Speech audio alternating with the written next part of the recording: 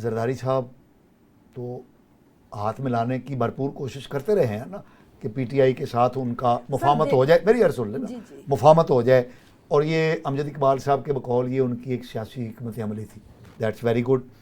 لیکن P T I نے برے طریقے سے ہاتھ پیپلز پارٹی کا جھٹک دیا. برے طریقے والی کوئی بات نہیں، پیار سے، چلو ٹھیک ہے، نہیں پیار سے، بات نہیں، محبت سے. انہوں نے کہا نہیں زرداری صاحب معاف. سر جی ایسا نہیں ہے پاشا صاحب، بات یہ ہے کہ دونوں پارٹیوں سے بات ہوئی، جس کے ساتھ لگتا تھا کہ بہترین سسٹم چل سکتا ہے. ملک کو بھی تو چلانا ہے نا، صرف ایک پارٹی کو تو پکڑ کے نہیں نا بیٹھ جانا کہ ہم ضد کرتے کہ ہم نے پی ٹی آئی کے ساتھ ہی شامل ہونا ہے یا ہم نے نون کے ساتھ ہی شامل ہونا ہے.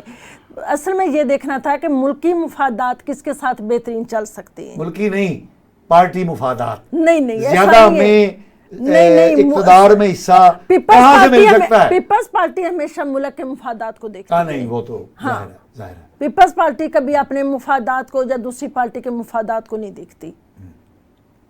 اوورآل ملک کے مفاد کی بات ہے نا کہ اگر اس وقت حکومت نہ بنتی تو آپ کے لیے بڑی مشکلات پیدا ہو سکتی تھی، آپ کو دوبارہ الیکشن میں جانا پڑ سکتا تھا. اور ہم تو پہلے الیکشن ہی جس طرح سے ہوئے آپ کے سامنے ہیں، جس طرح کے ماحول میں، جس طرح کے حالات میں، اس میں ایک نیا بحران پیدا ہو سکتا ہے. اچھا ایک بات بتائیں امجد اقبال صاحب، اس بارے میں تو کوئی شک نہیں ہے کہ پیپلز پارٹی پرو امپلائیز ہے، پرو ورکر ہے، پرو پبلک ہے. یہ پیپلز پارٹی اپنے قیام سے لے کر آج تک پیپلز پارٹی کی جو پالیسیاں ہیں، پیپلز پارٹی کا جو سٹانس ہے وہ عوام دوست، ورکر دوست، ملازم دوست رہا ہے. جبکہ نون لیگ جو ہے وہ عوام کو مراعات دینے میں، سرکاری ملازمین، نہیں آپ اس کو یوں کہہ لیں کہ وہ سرمایہ داروں کے مفادات کا تحفظ کرتے ہیں. چلو یوں کہہ لیں، اس طرح ٹھیک ایسے کہہ لیں. اب یہ دو متضاد رویے ہیں. اب کی حکومت جو ہے وہ پی ڈی ایم 1 کے دور میں شہباز شریف صاحب اپنا بتا چکے ہیں لائے عمل کہ میں نے کیا کرنا ہے. اس میں پرائیویٹائزیشن شامل ہے، آئی ایم ایف کی شرائط کو ماننا شامل ہے، ٹیکس نیٹ لگانا، ٹیکس کی شرح کو بڑھانا شامل ہے. اور وہ انہوں نے سارا اس بجٹ میں کر دیا ہے.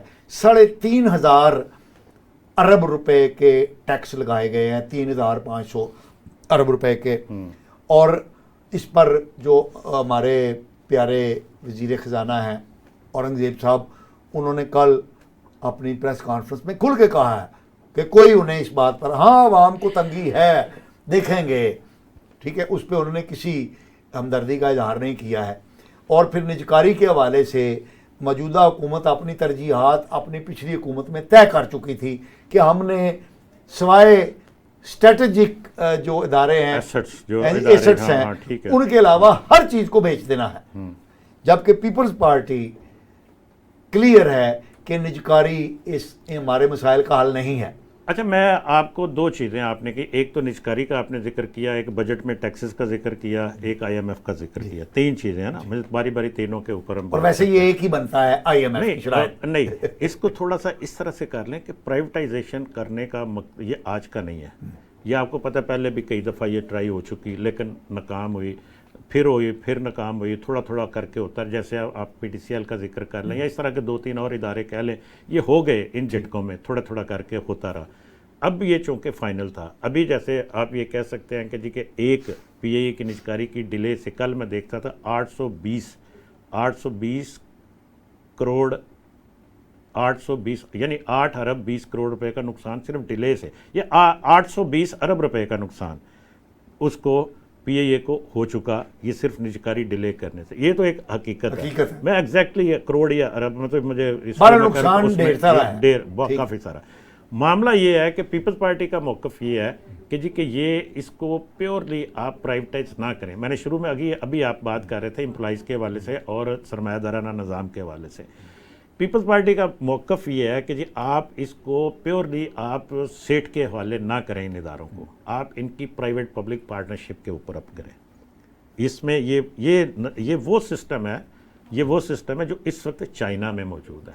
اور چائنا میں آفیشلی دنیا کا واحد ملک ہے جہاں سے غربت ختم کرنے کا اعلان کیا جا چکا ہے. باقاعدہ طور پر صدر شی نے یہ اعلان کیا کہ چائنا میں کوئی غربت نہیں. چائنا میں آج ہم آفیشلی اعلان کر رہے ہیں، یہ 1 سال پہلے انہوں نے اعلان کیا تھا کہ چائنا میں اب کوئی غریب آدمی نہیں ہے. سب لوگ جو ہے غربت کی لکیر سے جو سٹینڈرڈ ہے انٹرنیشنل اس سے اوپر ان کی انکم چلی گئی ہے، ٹھیک ہے نا. اچھا اس طرف ہم نہیں جا رہے.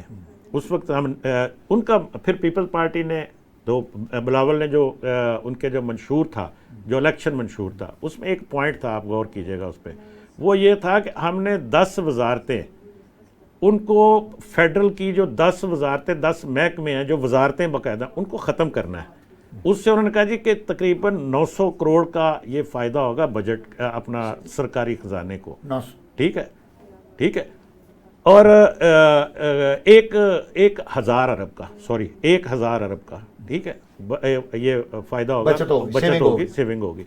یہ پرائیویٹائزیشن ہی ہے نا کہ آپ ادھر سے ختم کریں، دو جگہ کیوں محکمے رکھے ہو، ان امپلائیز کو کہیں ایڈجسٹ کریں. اب وہ مطالبہ کر رہے ہیں پاکستان اسٹیل کا کہ پاکستان اسٹیل آپ سندھ حکومت کو دے دیں، ہم پرائیویٹ پبلک کے اس کو چلانے کی کوشش کرتے ہیں.